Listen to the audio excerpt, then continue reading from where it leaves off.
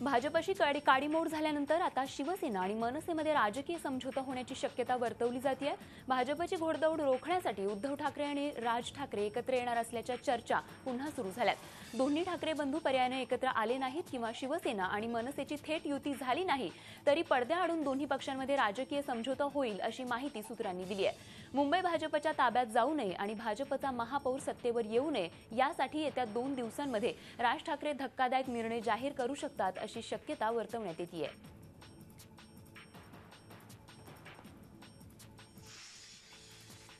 शिवसेनेला युती तोडायची होती तर ती गोड बोलून तोडायला हवी होती अशी प्रतिक्रिया केंद्रीय रस्ते वाहतूक मंत्री नितीन गडकरी यांनी दिली आहे। त्याचप्रमाणे 25 वर्ष युतीत सेना सडल्याचा आरोप चुकीचा आहे। युतीमुळे शिवसेनेचा मुख्यमंत्री झाला होता, तसंच दोन्ही पक्षांकडून होत असलेले आरोप प्रत्यारोप योग्य नसल्याचंही त्यांनी म्हटलंय। अलायंस का फायदा दोनों पार्टी को भी हुआ है। अगर भाजपा शिवसेना अलायंस नहीं होती तो शिवसेना का भी मुख्यमंत्री नहीं बनता, दोनों को भी फायदा हुआ है। और उस समय बाला साहब और प्रमोद महाजन जी के बीच में यह तय हुआ था कि अगर हमको कभी अलायंस तोड़नी है तो हम आएंगे, बैठेंगे, चाय पिएंगे और अच्छी वातावरण में हम इसको तोड़ेंगे। तो मुझे लगता है कि अगर हम लोग शब्दों का इस्तेमाल ठीक से होता है और अखबार में भी लिखते समय अगर ठीक से लिखा जाएगा तो आगे अलायंस हो या न हो दोनों पार्टी पर डिपेंड है, पर इसको टालना मुझे लगता है दोनों के लिए हित का होगा।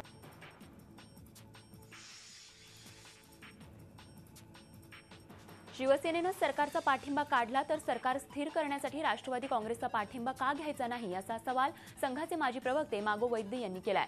त्यामुळे शिवसेना सरकारमधून बाहेर पडणार का या चर्चेला आणखीनच ऊत आलाय। 25 वर्षांनंतर युतीत सडल्याची जाणीव महापालिका निवडणुकीच्या पूर्वीच कशी झाली? एवढी वर्ष सत्ता भोगला त्यावेळी शिवसेनेला याची जाणीव का नाही झाली असा सवालही वैद्य यांनी केलाय। आपला पक्ष सडला 25 वर्षांनी याचा साक्षात्कार केव्हा झाला? आता महानगरपालिकेच्या निवडणुका आल्या म्हणून झाला का? तो साक्षात्कार ज्यावेळेला त्यांनी संमिश्र मंत्रिमंडळ बनवलं त्यावेळेला का नाही झाला असा प्रश्न कोणी उपस्थित करू शकतो। दुसरे पक्ष कोण असतील? राष्ट्रवादी काँग्रेस पक्ष। ज्यांना असं वाटेल की नाही आता यावेळेला निवडणुका नको आहे तर ते असे पक्ष म्हणतील की नाही आम्ही तुम्हाला बाहेरून पाठिंबा देतो, आणि कोणी पाठिंबा देतो म्हटलं तुमच्या मागे उभं राहतो म्हटलं त्याला नाही का म्हणायचं? युतीतल्या तणावाचा परिणाम शुक्रवारी पार पडलेल्या खासदारांच्या बैठकीवरही जाणवला। बजेट अधिवेशनासाठी मुख्यमंत्र्यांनी बोलावलेल्या राज्यातील खासदारांच्या बैठकीवर शिवसेनेनं बहिष्कार घातला। शिवसेना वगळता सर्व पक्षांचे खासदार या बैठकीला उपस्थित होते। सह्याद्री अतिथीगृहावर ही बैठक झाली। दरम्यान शिवसेना खासदारांच्या बजेटबाबतच्या मागण्यांसंदर्भात शिवसेना खासदार अरविंद सावंत यांनी स्वतंत्रपणे मुख्यमंत्र्यांची भेट घेऊन शिवसेनेच्या मागण्या मुख्यमंत्र्यांना दिल्या।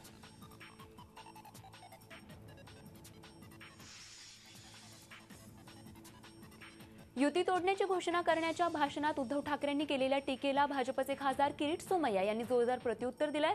उद्धव ठाकरेंनी माफियांचे दात पाडण्याची पुढे यायला पाहिजे होतं असा टोला सोमय्यांनी हाणलाय। शिवसेनेच्या धमक्यांना घाबरणार नसल्याचंही सोमय्यांनी म्हटलंय। पुढच्या आठवड्यात मुंबई महापालिकेतला भ्रष्टाचार ब्लॅक पेपर प्रसिद्ध करणार असल्याचंही सोमय्यांनी म्हटलंय। त्याला तुम्हाला पुढच्या आठवड्यात मी मुंबई महापालिकेच्या संबंधात ज्यावेळी आम्ही ब्लॅक पेपर रिलीज करू तर त्यात कशा प्रकाराने हे माफिया कुठपर्यंत पोहोचले त्याच्या ह्याच्यात मुंबईकरांना होईल। माफियांचे दात पाडण्यासाठी ते बरोबर आले तर मला बरं वाटेल, पण माफियांचे दात पाडणारा किरीट सोमय्यांचा दात पाडण्यासंबंधी त्यांचा इशारा असेल, आम्ही कुणाला घाबरत नाही। शिवसेना भाजप युती तुटली असली तरी सद्यस्थितीला सरकार अस्थिर होऊ देणार नाही अशी प्रतिक्रिया शिवसेना खासदार संजय राऊत यांनी दिली आहे। त्यामुळे आताच शिवसेना सत्तेतून बाहेर पडणार नाही हे स्पष्ट झालंय। गेली 2.5 वर्ष शिवसेनेची भूमिका सत्तेत राहून सरकारच्या धोरणावर टीका करण्याचीच राहिली आहे। आता युती तुटल्यावर ही भूमिका आणखीन तीव्र होणार हे स्पष्ट झालंय। उद्धव ठाकरे यांचे आदेश येताच राज्यातले मंत्री राजीनामा देणार असल्याचं संजय राऊत यांनी सांगितलं। महाराष्ट्रामध्ये कुठल्याही प्रकारची राजकीय आणि आर्थिक अस्थिरता निर्माण होऊ नये आणि त्याचा फटका शेतकऱ्यांना कष्टकऱ्यांना बसू नये त्या अस्थिरतेचा, म्हणून आम्ही सरकारला समर्थन देतोय। ही स्पष्ट भूमिका आहे, कारण शेवटी या महाराष्ट्र राज्य आमचं आहे, आम्ही इथे सत्तेसाठी बसलेलो नाही आहोत। युती तुटल्यावर आता भाजपनंही शिवसेनेवर जोरदार हल्लाबोल करायला सुरुवात केली आहे. सोशल मीडियावर शिवसेनेच्या 20 वर्षातल्या सत्तेवर टीका करणारी पोस्टर्स व्हायरल करण्यात येत आहेत. 20 वर्षात मुंबई महापालिकेत केलेल्या भ्रष्टाचार आणि एकूणच कारभारावर या पोस्टर्समध्ये टीका करण्यात आली आहे. नळाच्या रांगेतल्या महिलांपासून तर कचऱ्यांनी भरलेल्या नाल्यांपर्यंत सगळ्याला महापालिकेतले सत्ताधारी जबाबदार असल्याचा दावा भाजपनं केलाय. शिवाय हे चित्र बदलायचं असेल तर भाजपला एक हाती सत्ता देण्याचं आवाहनही या पोस्टर्समध्ये करण्यात आलंय. आगामी महापालिका निवडणुकीत मतदारांपर्यंत पोहोचण्यासाठी आणि मतदारांचा कल जाणून घेण्यासाठी भाजपनं नवं तंत्र स्वीकारलंय.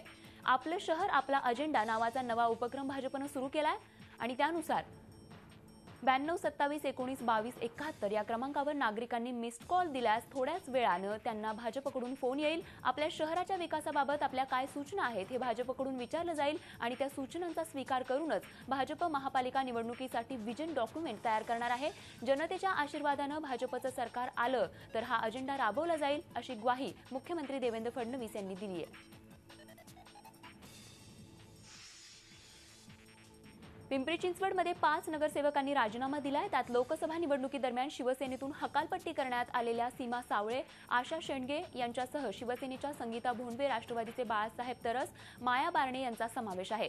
महापालिका निवडणुकीपर्यंत इतर पक्षाला धक्के देण्याच्या रणनीतीनुसार भाजपनं या 5 नगरसेवकांना पक्षात घेण्यासाठी ही खेळी केली आहे.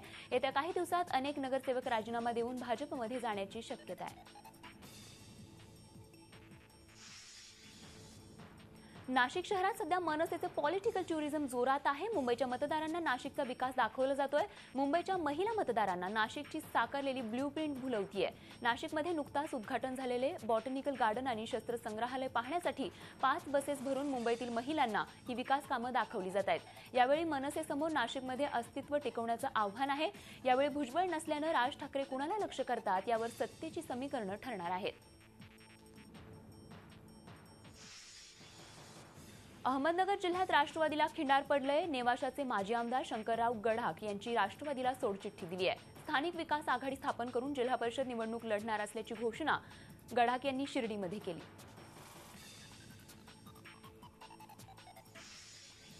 शेतकरी आत्महत्यांची कारणं शोधण्याचे आदेश सुप्रीम कोर्टाने आरबीआयला दिले आहेत. राज्य आणि केंद्र सरकारने याबाबत मत सादर करण्याचे आदेश देण्यात आले.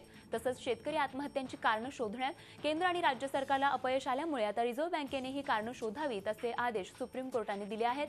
महाराष्ट्र तसंच अन्य राज्यांमध्ये शेतकऱ्यांच्या आत्महत्या होत असल्यामुळे citizens resource and action and initiative या स्वयंसेवी संस्थेने याचिका दाखल केली आहे. शेतकऱ्यांच्या आत्महत्या संवेदनशील विषय आहे आणि देशभरातील शेतकऱ्यांचा प्रश्न असल्यामुळे आरबीआयने लक्ष घालायला पाहिजे असं न्यायालयाने म्हटलंय. जम्मू काश्मीरमधल्या गुरेज सेक्टर भागात झालेल्या हिमस्खलनात 15 जवान शहीद झालेत. त्यामध्ये महाराष्ट्रातल्या 3 जवानांचा समावेश आहे. यामध्ये अकोला जिल्ह्यातले संजय खंदारे आणि आनंद गवई तर बीडचे विकास समुद्रे शहीद झालेत. 26 जानेवारीला काश्मीरमध्ये गुरेज सेक्टर इथे बर्फाखाली गाडले जाऊन 15 जवान शहीद झाले. सकाळी या जवानांची शोध मोहीम सुरू झाल्यावर 4 मृतदेह हाती लागलेत तर एका जवानाला वाचवण्यात शोध पथकाला यश आलं.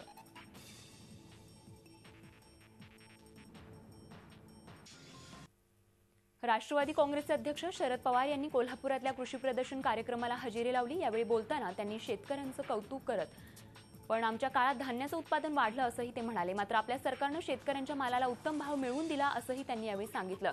कृषी क्षेत्रातल्या उल्लेखनीय कामगिरीसाठी शरद पवारांना पद्मविभूषण जाहीर झालेलं असतानाही शेती क्षेत्रातल्या कार्यासाठी त्यांनी या साऱ्याचं श्रेय मात्र शेतकरी आणि शास्त्रज्ञांना दिलंय.